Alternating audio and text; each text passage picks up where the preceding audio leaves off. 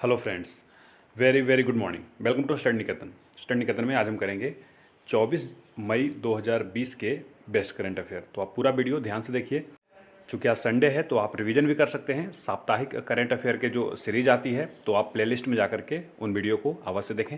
चलिए, बीते दिनों अंतर्राष्ट्रीय जैव विविधता दिवस यानी international day for biological diversity के रूप में कब मनाया गया है?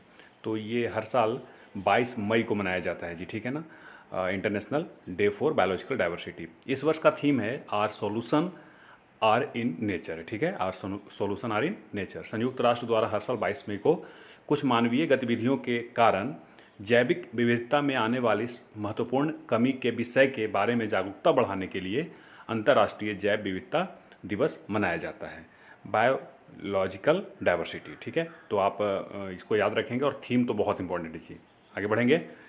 21 मई को आतंकवाद विरोधी दिवस निम्न में से किस पूर्व प्रधानमंत्री की पुण्यतिथि की स्मृति में मनाया जाता है?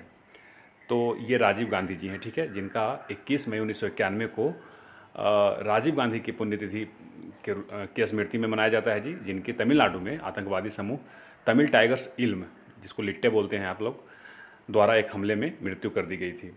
इस हत्या के बाद बीपी सिंह सरकार ने, इनके बाद बने थे वो प्रधानमंत्री, 21 मई को आतंकवाद विरोधी दिवस के रूप में मनाने का निर्णय लिया था जी, ठीक है। तो आप ये भी याद रखेंगे।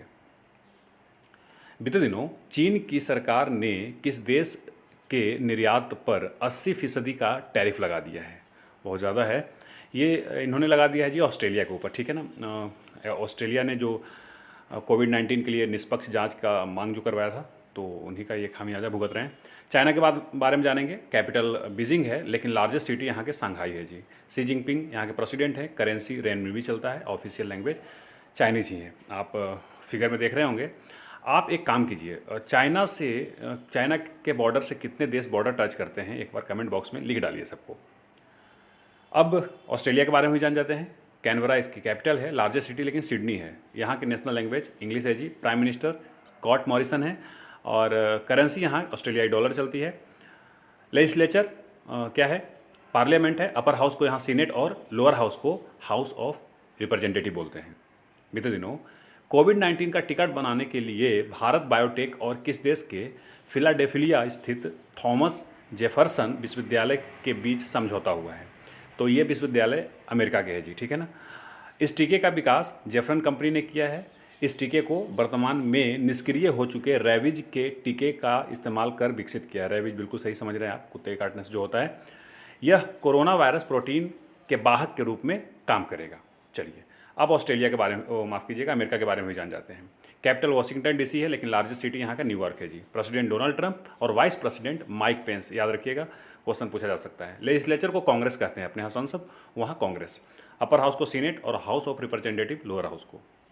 बीते दिनों भारत ने किस देश के साथ 5 नए बंदरगाहों और 2 नए प्रोटोकॉल मार्गों के संचालन के लिए एक समझौते पर हस्ताक्षर किए हैं? तो भारत ने किया है बांग्लादेश के साथ जी, ठीक है ना। इस द्विपक्षीय व्यापार में मदद मिलेगी, साथ ही इससे गंतव्यों और उनके समुद्र तटीय क्षेत्र के आर्थिक विकास को प्रोत्साहन भी मिलेगा जी। बांग्लादेश की ओर से ये 5 पोर्ट ऑफ कॉल है: राजशाही, सुल्तानगंज, चिलमारी, दाऊदकांडी और बहुदराबाद।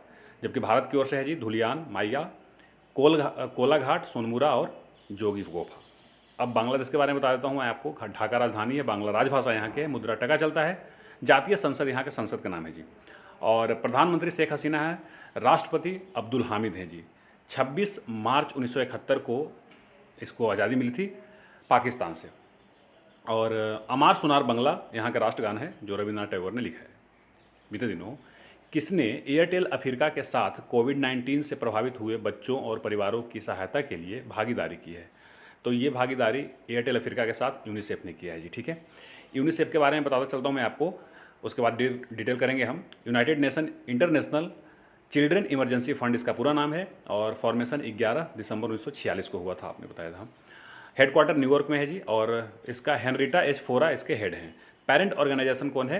United Nation Economic and Social Council और साथ ही United Nation General Assembly. Airtel Africa के सीईओ हैं रघुनाथ मांडल। अब बताता हूँ इसके बारे में। दोनों के बीच इस साझेदारी का उद्देश्य बच्चों को दूरस्थ शिक्षा तक पहुंच प्रदान करवाना, मोबाइल नकद हस्तांतरण के माध्यम से उनके परिवारों तक नगद सहायता पहुंचाना है जी। यूनिसेफ और एयरटेल अफ्रीका द्वारा मोबाइल तकनीक का इस्तेमाल लगभग 133 मिलियन स्कूली बच्चों को लाभान्वित करने के लिए किया जाएगा। इसमें उप सहारा अफ्रीका के 13 देशों के बच्चे भी शामिल हैं, ठीक है। उप सहारा से मतलब होता है कि जो सहारा डेजर्ट के नीचे वाला कंट्री सब उप सहारा में आता है। उनके 13 कंट्री के नाम है, मैं बता देता हूँ। Zambia, Congo, Nigeria, Gabon, Kenya, Madagascar, Malawi, niger, Rwanda, Tanzania, Congo, लोकतांत्रिक गणराज्य, युगांडा और चाड। एक बार मैं फ़ोटो में दिखा देता हूँ। ये देखिए, ये जो आपको ग्रीन में दिख रहा होगा यही है उप सहारा, और इसे अश्वेत अफ्रीका भी कहते हैं जी। मतलब यहाँ के लोग ज़्यादा काले थोड़े होते हैं। बीते दिनों किसने हाइड्रोक्सी क्लोरोक्विन SCQ के उपयोग को लेकर अपनी सलाह में बदलाव करते हुए नया निर्देश जारी किया है? तो ये कौन कर सकता है बताइए आप? बिल्कुल सही, ICMR ने किया है। नई गाइडलाइन के अनुसार हाइड्रोक्सी क्लोरोक्विन अब केवल पंजीकृत मेडिकल प्रैक्टिशनर के पर्चे पर ही दी जाएगी। 3 नई श्रेणी इन्होंने बताया है: asymptomatic health care workers, containment zone में कार्यरत एसिम्प्टोमेटिक फ्रंटलाइन वर्कर और पैरामिलिट्री और पुलिस कर्मियों को शामिल किया गया है जी, ठीक है ना। और चलिए अब मैं आपको ICMR के बारे में बता देता हूँ। वैसे कई दफ़ा बता चुका हूँ, आपको याद होना चाहिए, बहुत इंपॉर्टेंट है ये। Indian council of medical research यानी भारतीय आयुर्विज्ञान अनुसंधान परिषद, हेडक्वार्टर नई दिल्ली में है। 1911 में, बहुत पुराना है ये, 1911 में फाउंडेशन हुआ था, भारत सरकार ने किया है। डायरेक्टर जनरल इसके है बलराम भार्गव, बिल्कुल नाम याद कर लीजिए आप। बीते दिनों किसने फेसबुक लाइव सत्र के जरिए इग्नू के ऑनलाइन MA हिंदी कार्यक्रम का शुभारंभ किया है? तो कौन कर सकते हैं आप बताइए? ये रमेश पोखरियाल निशंक, बिल्कुल सही, इन्होंने ही किया है जी, क्योंकि ये हमारे देश के केंद्रीय मानव संसाधन विकास मंत्रालय के मंत्री हैं। लॉन्च सत्र के दौरान उन्होंने कहा कि इस कार्यक्रम से हमारी पढ़े इंडिया ऑनलाइन पहल को मजबूती मिलेगी। साथ ही उन्होंने ऑनलाइन शिक्षा का बढ़ावा देने में इग्नू की भूमिका की सराहना की। अब मैं इग्नू के बारे में बताता हूँ। Indira Gandhi National Open University, motto इसका है द पीपल्स यूनिवर्सिटी। एस्टेब्लिशमेंट 1985 में हुआ था, 84 में इंदिरा गांधी के एसेसिनेशन हुआ था जी। फाउंडर गवर्नमेंट ऑफ इंडिया, इसके चांसलर जो भी प्रेसिडेंट होते हैं, और अभी रामनाथ कोविंद जी हैं, तो यही चांसलर हैं। वाइस चांसलर इसके नागेश्वर राव हैं, किसके? इग्नू के, तो आप याद रखेंगे। चलिए आगे बढ़ते हैं। बीते दिनों 20 मई 2020 को हुए वीडियो कॉन्फ्रेंस के माध्यम से गुट निरपेक्ष आंदोलन यानी नॉन अलाइन मूवमेंट के बैठक में भारत की ओर से किसने भाग लिया है? तो डॉक्टर हर्षवर्धन, जो कि स्वास्थ्य मंत्री भी हैं जी, इन्होंने भाग लिया है। इस सम्मेलन की अध्यक्षता अजरबैजान के स्वास्थ्य मंत्री ने किया है जी, ओगेटे सिरालिएव, तो आप याद रखेंगे, एक तो अजरबैजान और दूसरा इनके स्वास्थ्य मंत्री का नाम। चलिए अब नाम के बारे में जान जाते हैं। नाम 1961 में बेलग्रेड, जो कि सर्बिया में है जी, हुआ था, और इसके कुल 120 सदस्य देश हैं और 17 पर्यवेक्षक देश हैं। इसमें भारत के प्रधानमंत्री, मिस्र के पूर्व राष्ट्रपति, यूगोस्लाविया के राष्ट्रपति और इंडोनेशिया के राष्ट्रपति, साथ ही घाना के राष्ट्रपति ने महत्वपूर्ण भूमिका निभाई थी जी इसके बनने में। बीते दिनों उत्तर प्रदेश सरकार ने UP स्टार्टअप फंड की स्थापना के लिए किसके साथ समझौता किया है? तो इन्होंने किया है सिडबी के साथ, ठीक है। सिडबी के बारे में बताऊंगा। इस निधि में 15 करोड़ रुपये का प्रारंभिक योगदान दिया गया। इस फंड का उद्देश्य उत्तर प्रदेश में विभिन्न क्षेत्रों में मौजूद पंजीकृत स्टार्टअप उपक्रमों का सहयोग करना है जी। अब सिडबी की बारी। Small industrial development bank of India इसका पूरा नाम है, और इसका फॉर्मेशन अप्रैल 2, 1990 में किया गया था। लखनऊ में हेडक्वार्टर है और उत्तर प्रदेश का राजधानी भी लखनऊ में है। MD चेयरमैन मोहम्मद मुस्तफ़ा हैं जी। बीते दिनों किसने कोविड-19 की हैंडलिंग की स्वतंत्र जांच शुरू करने का फैसला किया है? तो ऑप्शन है चीन, विश्व स्वास्थ्य संगठन, अमेरिका और यूनिसेफ। आप बताइए। बिल्कुल सही, विश्व स्वास्थ्य संगठन, WHO, वर्ल्ड हेल्थ ऑर्गेनाइजेशन। संगठन ने इस लक्ष्य को प्राप्त करने के लिए रेजोल्यूशन ऑन कोविड-19 रिस्पॉन्स प्रस्ताव लॉन्च किया है। इस जांच का मुख्य उद्देश्य संगठन पर कोविड-19 की उत्पत्ति को लेकर अंतर्राष्ट्रीय आरोपों का खंडन करना है जी।